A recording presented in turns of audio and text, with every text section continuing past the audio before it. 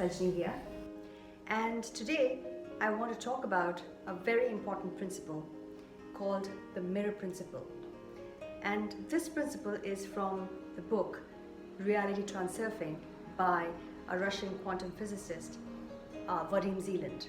And in this book, in REALITYTRANSURFING, VADIMZEALAND talks about reality basically in two forms. Like one is the film and script model, and one he talks about is the mirror principle model. And really what mirror principle is about is it's a quantum model of viewing reality and the events that happen in it. So if we were to look at our life, so the reflection that we see or a surrounding that we see is merely a reflection of the image.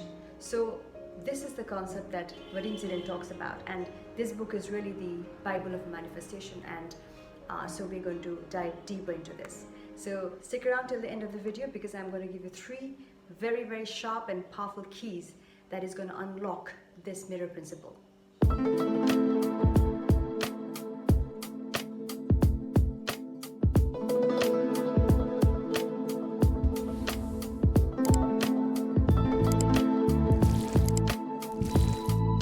Before we begin, I'm super excited to announce that the one-on-one interactions have begun for the Mindset and the Reality Revolution program. So stick around till the end of the video for more announcement on that. Okay, so with that, let's get right into the video. So today we're going to talk about the mirror principle and how to really master the mirror principle. As the image, so is the reflection. So if the image smiles, then the reflection smiles. So we can't expect the reflection to smile before the image smiles. Invested in trying to change the reflection outside, or trying to do massive action, or trying to do a lot of hustle outside in the reflection, trying to change the piece, trying to arrange the pieces together externally, versus trying to change or adjust the image within so that it reflects in the mirror. Also, it comes from a large insight about our own self-doubt. We would rather believe in something which is external, with something which we can see with our senses, or feel, or taste, or smell, rather than our own internal image, which is our own internal self-belief, right? Because self-belief comes to understanding how much can we trust in our own self, how much do we trust in our own internal power, how much do we trust in our own power of our mind, how much do we trust in our own self-creation, how much do we trust that we can create, how much can we trust that we are capable of being limitless. So there is so much hype about focusing on how much limited we are versus how much limitless we are. This mirror principle is merely from what Buddha said 2,500, 3,000 years ago, what Bhagavad Gita mentioned 3,500 years ago, right? So all of these are principles, heritage principles, which is very key. But we fail to focus on it primarily because we are plagued with instant gratification. We want quick results. We're looking for that next magic pill. We're looking for the next instant fix, quick fixes. And because we are plagued with that, we cannot stay long enough to kind of hold that image of what we truly want, or create the image from within of what we truly are worthy of or capable of, to another shiny object. Then we move on to another shiny object, and then to another, right? So our mind is like constantly moving from pillar to post, and then that's the reason why we keep looking and looking for that next thing, that next pill, that next solution, but we rarely find it outside, right? The more we try to look for solutions outside, the more we are unfulfilled within. And that is why these key heritage principles are so powerful, are so immensely transformational if we really delve into it and practice it. But this will not work if we are looking for any instant gratification, because most of the times what happens is that we try something for a day or two, or maybe at the max a month, and then we don't hold that patience long enough to be able to hold that intention or unwavering faith, because faith is something which is in very low quantity these days, right? Faith is something that it's extinct almost, because faith is something which is belief in something which is invisible. So we don't have any patience to believe in something which is invisible. Okay, or inner vision. There is no inner vision.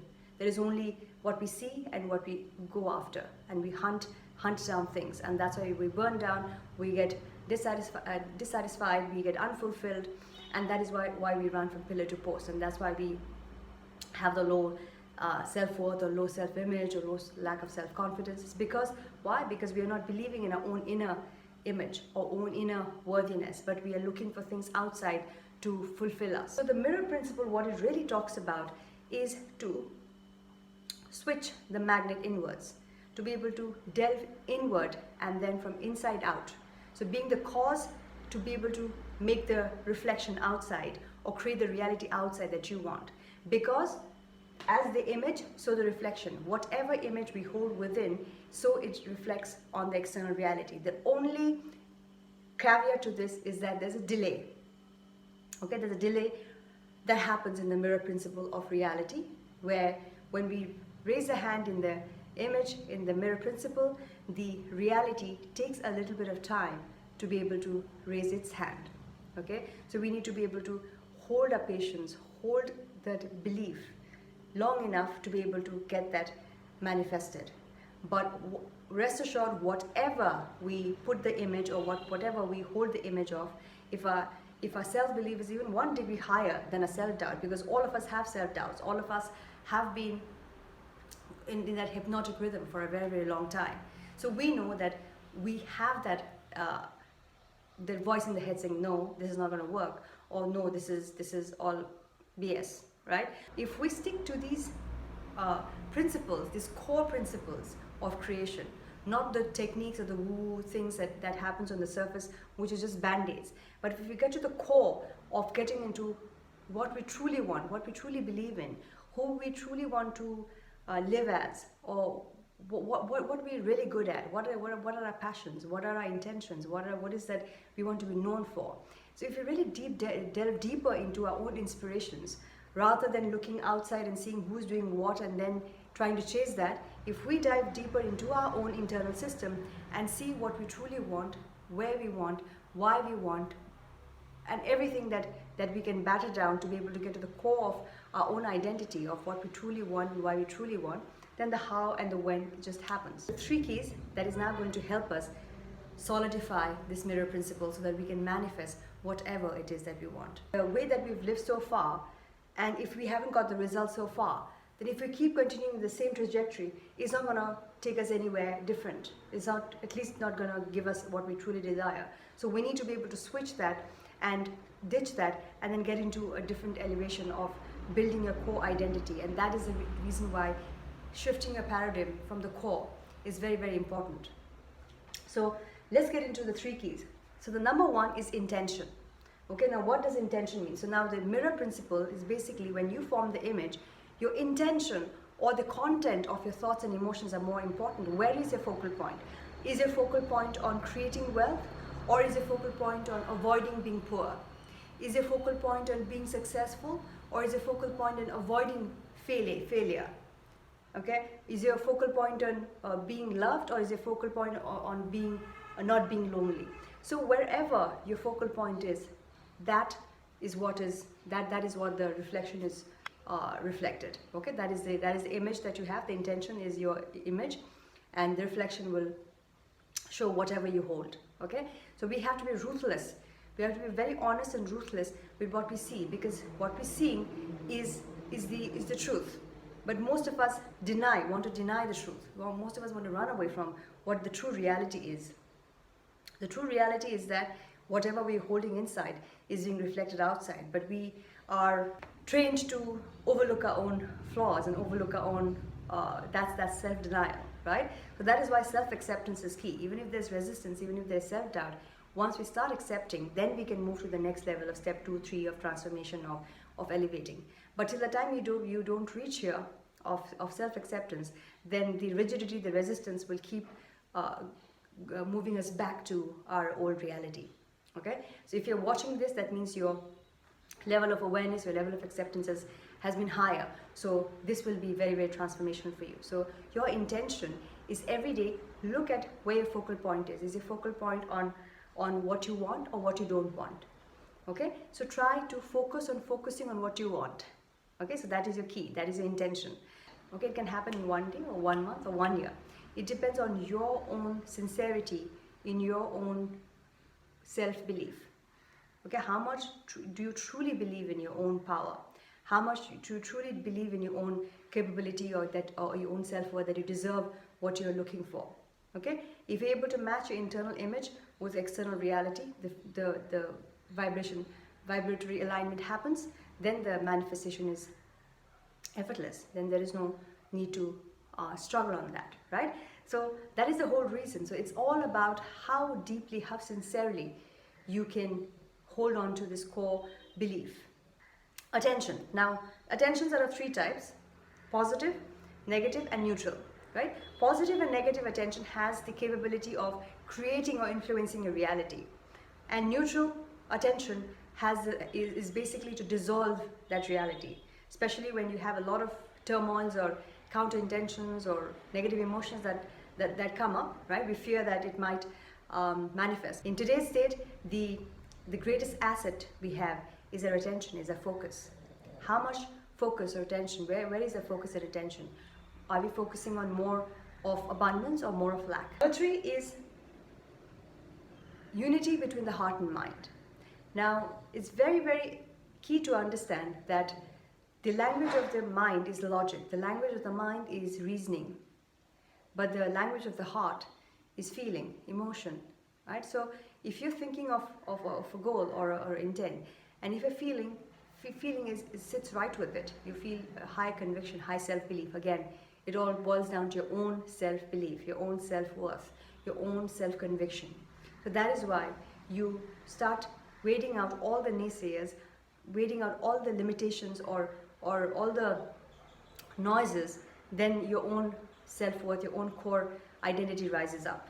Okay, because at our core we know that we are unlimited, right? We have superior powers, because if one human being can, anyone can. It's just that we limit ourselves, right? So the only hindrance to achieving a goal is nothing but our own idea about our own selves, our own limitations about our own self.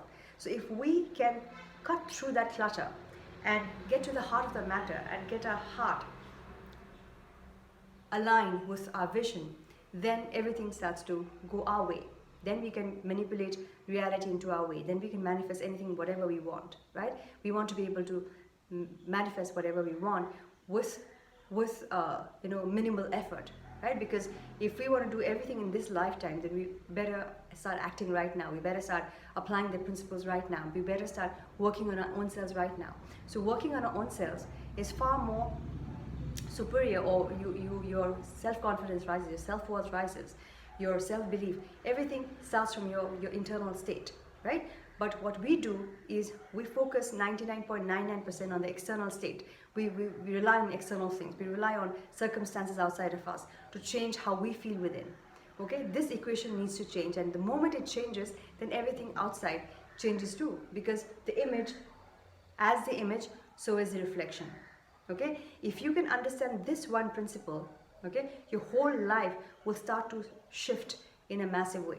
If you really want this mirror principle to work for you in your favor, then you need to really ditch the herd mentality. You need to really ditch the naysayers, because the self-doubt that comes up, okay, will start to influence your own. It'll double down on your self-doubt rather than your self-belief, your self-worth, your self-confidence. Which one would you want to believe more? Do you want to believe in fear, or do you want to believe in faith? Do you want to believe in lack of self-worth, or do you want to believe in your own high self-worth? Do you want to believe in a lack of self-esteem, or do you want to believe in a high self-esteem? Now, all the old sages, the yogic sages, right? This word, when we talk about self-confidence or self-belief or self-esteem, all these are Sanskrit words which literally translates into the meaning of self, meaning Atma Vishwas, or Atma Samman, or Atma Nirbhar, right? So it's all says Atma. Now, Atma means spirit. It never says body, right? It never says Tan Vishwas or Tan Nirbhar. Okay, so these are key elements. These are key heritage principles that we need to take the gems out of. Okay, so here what we truly means is that even though it is invisible, it has more power. Your own belief in your own self has more power than you trying to believe in something external. Somebody externally telling you that you are powerful or you are confident is not as superior as your own judgment or your own belief about yourself. If you don't believe about you that you're worthy, that you are capable, then even if the whole world is telling you, you will not be able to believe it. So the first important thing is you need to believe in your own self. You need to believe in your own power. You need to believe in the power of your own creation, and then these principles will start working for you. Otherwise, even if Buddha or Jesus or anyone comes here right now and tries to teach you these principles of manifestation, you will not be able to grasp it. Okay, so the key reason why you are here and listening to me till now is basically that you are on a path to a bigger change, right? You're invested in transforming yourself. You are invested in raising your self-awareness or your consciousness, and everything begins from the consciousness, because consciousness is the real wealth that we can build, right? The more conscious, the more aware we are each day, the more wealth we are building, because then we can align our focus, align our awareness, align our consciousness to whatever it is that we want, and then we can manifest that beautifully, right? So the key here is that in this day and age, you need to be able to cut the clutter of your own self-doubt first, okay? And the rest of the doubts that come in an environment gets cut too. So whatever you're seeing outside is basically what is happening here or here. Okay, that is the key, right? So with that, I conclude the video. So let's do a quick recap of what we've discussed so far. Okay, so today we've discussed the mirror principle and how to master reality.